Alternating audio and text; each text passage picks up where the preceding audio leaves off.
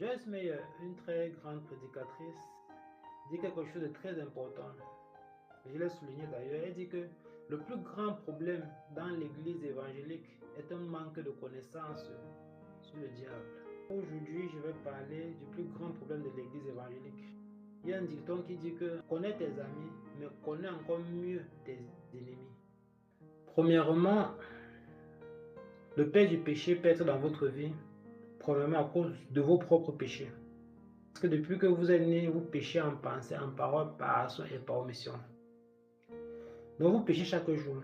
Et cela depuis que vous êtes né jusqu'à maintenant. Vous êtes né saint et pur. Mais au fur et à mesure que vous grandissez, vous accumulez les péchés. Chaque jour. Voilà pourquoi la nature divine en vous se dégrade au fur et à mesure que vous grandissez. Voilà pourquoi Jésus a dit, le royaume des cieux est pour ceux qui ressemblent aux enfants. Parce que, étant enfants, n'ont pas encore eu le temps de commettre beaucoup de péchés. Vous pouvez vivre certaines choses aujourd'hui à cause des péchés que vous avez fait hier.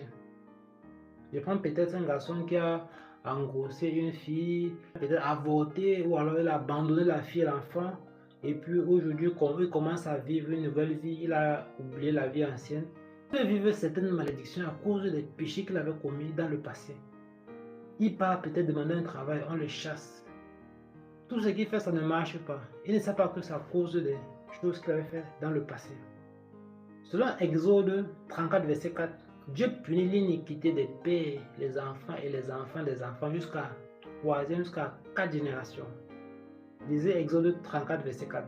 Plus une personne fait beaucoup de mal, de méchanceté, d'escroquerie, plus l'héritage spirituel qu'il va laisser à ses enfants est mauvais.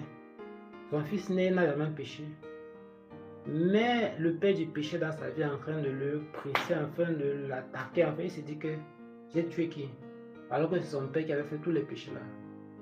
Cela veut dire que le malheur, le vol, la corruption que les parents, les grands-parents ont fait, ouvre la porte au père du péché, ouvre la porte au diable pour venir détruire la vie d'un enfant.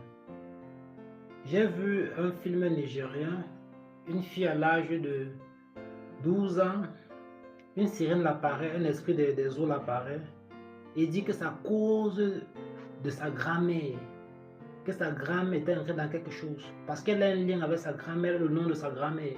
Alors l'esprit là vient. Ça arrive, et c'est vrai. Donc ce que nos parents, nos grands-parents ont fait est très important. Ça peut nous affecter.